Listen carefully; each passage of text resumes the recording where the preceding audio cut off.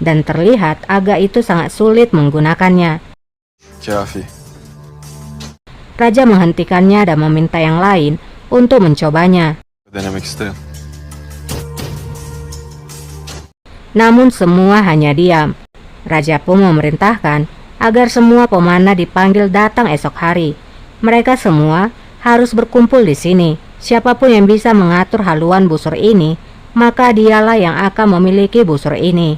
Ay onun hakkıdır.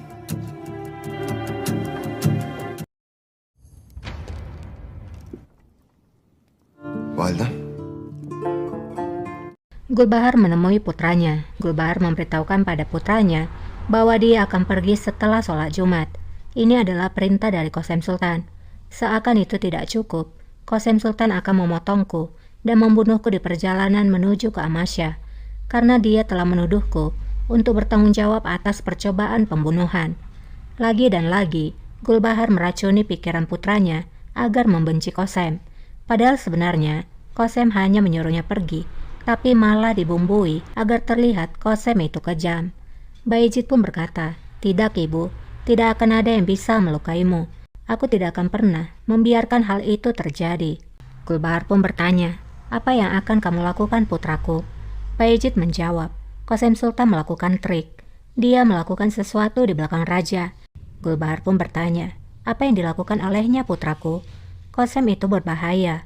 Kamu harus berhati-hati. Apa yang akan ia lakukan? Apa yang telah kamu dengar?" Bayezid pun menjawab, "Qasim, dia telah menghamili harim dari raja. Qasem Sultan akan menutupinya." Apa yang akan dilakukan oleh Bayezid maupun Gulbahar Sultan atas rahasia itu? Kita beralih ke sidang dewan. Sinan memanggil Mufti Effendi. Sinan berkata, "Aku tahu ini akan membuatmu tidak nyaman." Mufti bertanya, "Apa maksudmu, Pasha?" Sinan pun menjawab, "Yahya Effendi masih menginginkan dirinya sebagai Syekh al-Islam karena dia selalu tidak menunjukkan hormatnya padamu." Mufti menjawab, "Karena sekarang adalah gilirannya. Dia mendapatkan raja di bawah pengaruhnya." Sinan menjawab, "Tapi itu salah. Ketika di sana ada ulama yang berharga seperti dirimu. Sebenarnya, jika kamu melakukan beberapa pencarian tentangnya, maka kamu akan menemukan tipuan tentang dirinya. Putramu adalah hakim di Istanbul. Dia bisa mengakses semua informasi jika dia mau, dan apa yang diperlukan akan dilakukan." Mufti berkata, "Ada apa? Mengapa kamu memberitahukanku tentang hal ini sekarang?"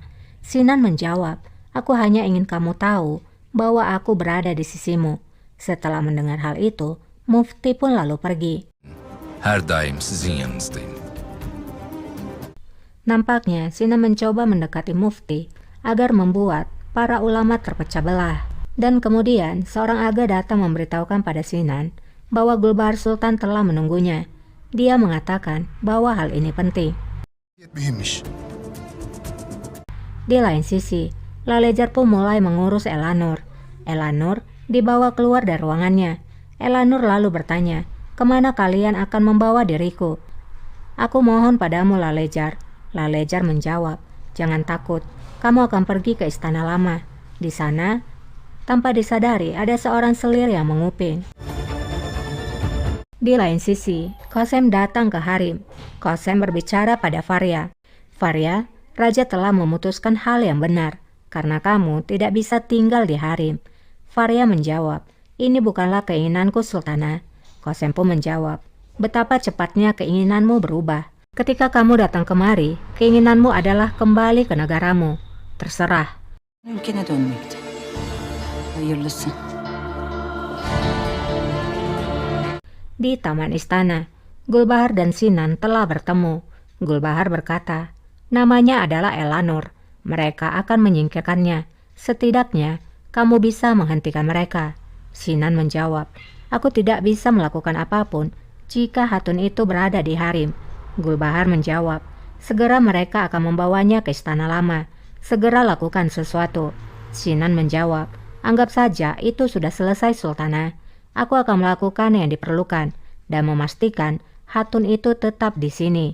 Gulbahar menjawab, "Kita masih punya jalan panjang yang harus ditempuh, Pasha. Segera ambil tindakan." Kembali ke istana, Faria sedang berjalan dan akan meninggalkan istana. Farya. Ne dedim sana ben? Aise kemudian memanggilnya. Farya, apa yang sudah aku katakan padamu? Bukankah aku sudah bilang, kamu tidak akan pernah masuk ke dalam istana ini. Raja tidak akan membawamu ke dalam harimnya. Jangan katakan padaku bahwa kamu tidak menginginkannya. Aku mengetahui keinginanmu. Farya menjawab, kamu tidak tahu apapun. Aku adalah wanita yang merdeka. Itulah mengapa aku tidak berada di dalam harim.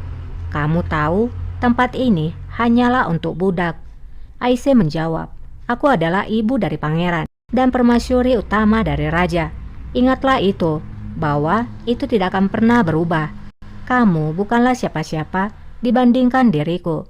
Putri pun pergi dari sana dan tidak menghiraukan Aise. Benim yanımda bir hiçsin. Di kediaman Yahya, seorang pria datang menemuinya. Pria itu pun berkata, Yahya Effendi, apakah kamu mengenalku? Yahya menjawab, Ilyas Pasha, apa yang kamu lakukan di ibu kota? Ilyas menjawab, jika kamu punya waktu, aku ingin bicara denganmu. Yahya menjawab, duduklah. Kita beralih ke sisi lain. Evlia dan Hezarfen pun bertemu. Evlia berkata, aku datang ke menara pagi ini untuk melihatmu. Namun yang aku lihat di pintumu adalah dua wanita. Aku berkata, hai, apa yang kamu lakukan di sini? Mereka pun mengatakan, sedang menunggu Hezarfen. Aku mengatakan lagi, bahwa kamu berada di dalam. Mereka pun menjawab, kamu tidak ada di dalam. Aku bertanya, di mana dirimu? Mereka menjawab, tidak tahu. Jadi, dari mana saja dirimu? Hezarfen menjawab, aku sedang bekerja. Aku tidak tidur sampai pagi. Aku membawa kain, lihatlah. Aku akan membuat sayap, Evlia. Aku harap kamu menulisnya di bukumu, Evlia. Evlia menjawab, baiklah, aku akan menulis. Dia adalah pria yang baik, namun sedikit gila. Begitulah bagaimana aku akan memulai menulisnya. Itu akan sangat bagus, karena tidak akan ada yang menulis tentangmu selain diriku, karena kamu akan jatuh terjerembab. Saraydan geliyorum buraya. Aku baru saja dari istana. Perwakilan dari Persia ada di sana. Dia membawa sebuah busur. Seorang penjaga berbadan besar telah mencobanya, tetapi dia sampai bercucuran keringat. Hezarfen menjawab, oh, itu tidaklah masalah besar. Jika mereka menempatkan busur itu di dagu, maka kamu bisa menariknya dengan mudah karena dagu itu sangat kuat. Evlia menjawab, jika mereka menempatkan busur itu di daguku, maka apakah aku akan berbicara seperti ini padamu sebelumnya? Aku bicara padamu, namun kamu tidak mendengarkanku. Ha? Bir şey konuşuyorum bak.